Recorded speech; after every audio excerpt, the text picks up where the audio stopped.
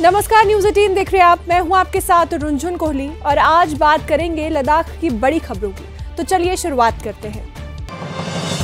सोनम वांगचुक के बड़े भाई सेतन दोरजे ने न्यूज़ 18 JKLH से खास बातचीत की। इस दौरान उन्होंने सोनम वांगचुक के लंबे समय तक जेल में रहने पर चिंता जताई।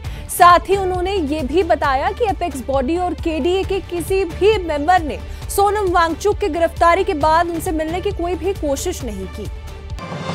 सोनम वांगचुक आपकी बात के हिसाब से वो अब 2 महीना हो गया जेल में अभी पड़े हुए हैं, मगर जिस हिसाब से हमारे लद्दाख में जो मूवमेंट चल रहा है उस हिसाब से उनके लिए कोई ख़ास कहने वाला मुझे नज़र नहीं आ रहा है। जबकि वो ये लद्दाख की बात है नेशनल लेवल पे, जबकि हर स्टेट में उनके बारे में कोई यहाँ तक कि सॉन्ग गाना कंपोज करके उनके लिए एक से बढ़कर एक वो कर रहे हैं।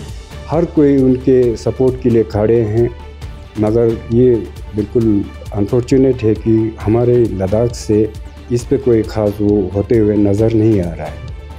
सर, शुरू में आप लोग एक बार मिला तो उनका मनोबल के साथ है जो जेल में आप लोगों को क्या संदेश दिया है कि लोगों को ये संदेश पहुँचाए? अब एक चीज़ ये है कि जेल में तो अब जेल ही होता है। हमें शुरू में परेशानी हुआ कि जेल में क्या हालात होगा, किस उस पे होगा। तो जब हम वहाँ पहुँचे तो देखा कि उनके मतलब सेहत तो उनका थोड़ा सा डाउन था, क्योंकि वो 15 दिन अनशन करके ही वहाँ गए थे, तो उसको रिकवरी होने में काफ़ी टाइम लगता है। और आपको पता है जेल में कोई ख़ास डाइट वगैरह उसका तो है नहीं, जो रूटीन पे मिलता है उसी हिसाब से उनका वो थोड़ा कमज़ोरी था। बाकी आप पूछ रहे हैं कि मनोबल उनका कैसा, तो मनोबल तो हमें पता है वो इस चीज़ पे ठीक ठाक था। वो अपने उस पर पूरा कायम था कि जो मूवमेंट हम चला रहे हैं उस पर बाकी नेता भी उसी हिसाब से चल रहे होंगे, वो उम्मीद कर रहे थे। बाकी उनको जो यहाँ पे 4 हमारे नौजवान जो शहीद हुए थे उनके बारे में काफ़ी चिंतित था, और जो हॉस्पिटलाइज्ड हुए थे उनके बारे में वो काफ़ी चिंतित था। सेतन ने 26 सितंबर को सोनम वांगचुक की गिरफ्तारी के तुरंत बाद जोधपुर जेल में उनसे मुलाकात की थी और उन्होंने कहा कि सोनम वांगचुक 24 सितंबर को मारे गए 4 लोगों के लिए बहुत परेशान थे। थोड़ा सा अचंभित करता है कि जिस मूवमेंट को चला रहा है एपेक्स बॉडी या KDA वगैरह जो भी वो हो, उनको अभी तक कोई मिलने के लिए नहीं गया। मगर रिसेंटली एक वो रिलीफ मिला कि काथुतन लेकर हमें फ़ोन आया काथुतन सियांग का कि उनको भी टॉक्स में हम शामिल कर रहे हैं। तो उस चीज़ पे हमें थोड़ा सा उम्मीद लगा कि चलो कुछ तो हो रहा है, कंसर्न उनके बारे में सोच रहे हैं, वो कर रहे हैं।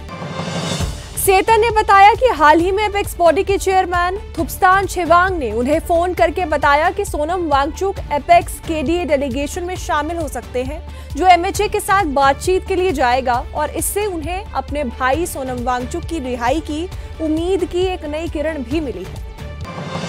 हमारे 3 वेटरन लीडर्स जो है मेन, जो आज तक लद्दाख को लीड करते आए हैं, हर मुश्किलों से पार करते हुए आए हैं, जिनका बहुत ही लोगों का उनके ऊपर काफ़ी विश्वास है, बहुत ही। तो अभी जो इस हालत में जो आजकल जो नज़र आ रहा है उनमें कोऑर्डिनेशन की बहुत कमी नज़र आ रहा है, उनमें काफ़ी गैप लग रहा है हुआ है। तो वो चीज़ ठीक होना चाहिए। आफ्टर ये पब्लिक का एक उन्होंने ये उम्मीद जगाया था कि लद्दाख को 6 शेड्यूल ला के देंगे और उसके बगैर लद्दाखियों का मतलब सर्वाइवल इन फ्यूचर हमारा नहीं है। तो वो 5-6 साल से इस चीज़ पे वो कर रहे थे।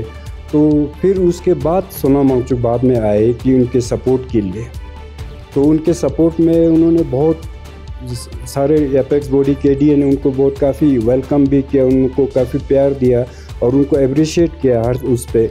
और उन्होंने काम नहीं यहाँ से दिल्ली तक पैदल किया है, जो कि आज तक मुझे कोई हिस्ट्री नहीं है हमारा कि इतने हद तक भी कोई जा सकते हैं अपने लद्दाख के लिए, लद्दाख के कॉज के लिए, लद्दाख के फ्यूचर के लिए। और अनशन पे तो कितने दफ़ा वो बैठे हैं, आपको पता ही है कि 21 दिन मैक्सिमम था। और एज ए फैमिली मेम्बर हमें यही सबसे ज़्यादा वो होते थे, जब भी वो अनशन पे बैठते हम एक दिन गिनते थे कि आज कल उनका शक्ल ज़िंदा देख पाएंगे कि नहीं। ये हादसा, ये चीज़ें हमारे फैमिली के ऊपर ही गुजर रहा है। नॉमिनेटेड काउंसलर एडवोकेट रियाज खान से जुड़े विवाद पर अखोने सफदर ने बड़ा बयान दिया है। सीनियर पॉलिटिकल लीडर अखोने सफदर ने काउंसलर एडवोकेट रियाज खान के नॉमिनेशन को लेकर चल रहे विवाद पर अपनी चुप्पी तोड़ दी है और इस मामले पर मजबूत रुख अपनाया है। अनोखे सफदर ने सभी स्टेक होल्डर्स से संयम बनाए रखने और कम्युनिटी में सद्भाव बनाए रखने और ऐसे बयानों से बचने की अपील की है जिनसे फूट या गलतफहमी पैदा हो सकती है। उन्होंने दोहराया कि ऐसे मामलों को और अच्छे से सुलझाने के लिए अच्छी बातचीत और आपसी सम्मान जरूरी है। एडमिनिस्ट्रेशन ने लद्दाख में कनेक्शन और कनेक्टिविटी, उसके साथ साथ टूरिज्म को बढ़ावा देने के लिए सब्सिडी रेट पर B3 हेलीकॉप्टर सर्विस की शुरुआत कर दी है। इस कदम से लद्दाख के करगिल, लिंगशाद जैसे कई दूर दराज के जो इलाके हैं वहां पर लोगों को बहुत फायदा होने वाला है। इस इलाके में विंटर में टूरिज्म बूस्ट करने के लिए यूटी एडमिनिस्ट्रेशन ने एक सर्विस लॉन्च किया जो चॉपर सर्विस, उस पर सब्सिडाइज रेट पे रहेगा। तो आपको बता दूं जो इस इलाके में सर्दियों में जाना कठिन होता है, इसलिए यूटी एडमिनिस्ट्रेशन की तरफ से हर साल सब्सिडाइज रेट पे चॉपर सर्विस प्रोवाइड करता है जिनको ज़रूरत हो। खासकर जो मरीज़ कभी जो ले में ट्रीटमेंट के लिए आना हो उनके लिए भी काफ़ी दिक्कत होता है बर्फ़बारी होने के कारण। तो इसलिए यूटी एडमिनिस्ट्रेशन हर साल यहाँ चॉपर सर्विस सब्सिडाइज रेट पे मुहैया कराता है। तो इस पिछले साल हालांकि कुछ दिक्कत है, लेकिन इस बार दोबारा जो सर्विस रिज्यूम हो गया वो आज से ही रिज्यूम हो गया। आज तो civil aviation department UT Ladakh ने ये घोषणा किया और आज के दिन यूटी लद्दाख के LG कविंदर गुप्ता ने चॉपर सर्विस को फ्लैग ऑफ किया, जिसमें ये सर्विस ले करगिल, ले पदुम, ले लिंगशेत, ले डिबलिंग, ले न्यारक्स, उसी तरह ले दिस्कित और ले तुर्तुक, ये 2 इलाका नुब्रा में है, यहाँ पर सर्विस अवेल कर सकते हैं। तो जिसमें आपको मैं रेट बता दूँ, फॉर एग्ज़ाम्पल ले करगिल की जो दूरी रहेगा 50 मिनट्स की जो सफ़र रहेगा उसमें जो चार्जेस होंगे पर इंडिविजुअल 7,750। उसी तरह जो ले पदुम 45 मिनट्स का सफ़र रहेगा जिसमें 6,975। उसी तरह ले लिंगशेत जो आधे घंटे का सफ़र रहेगा उसमें 4,650। उसी तरह न्यारक्स डिबलिंग ये दोनों का भी 30 मिनट का सफ़र रहेगा, उसी का सेम रेट है 4,650। लद्दाख के करगिल जिले में संकू इलाके में जामिया मस्जिद इमाम हसन उल अस्करी में हजरत फातिमा जहरा की पैदाइश का दिन बड़े सम्मान के साथ मनाया गया। आसपास के इलाकों से हजारों लोग इस कार्यक्रम में शामिल हुए। कार्यक्रम में शेख सादिक बलावी ने लोगों को संबोधित करते हुए और हजरत फातिमा जहरा की जिंदगी, उनके चरित्र और उनकी सीखों के बारे में बताया। उन्होंने कहा कि फातिमा जहरा हमें पवित्रता, सच्चाई, दया और जुल्म के खिलाफ खड़े होने का संदेश देती है। कार्यक्रम का अंत अमन, भाईचारे और एकता की दुआओं के साथ हुआ। लद्दाख की स्की माउंटेनियरिंग एसोसिएशन ने गवर्नमेंट हाई स्कूल थसगाम के साथ मिलकर थसगाम के पास के पहाड़ों में एक स्टूडेंट ट्रैकिंग प्रोग्राम ऑर्गेनाइज करके इंटरनेशनल माउंटेन डे मनाया।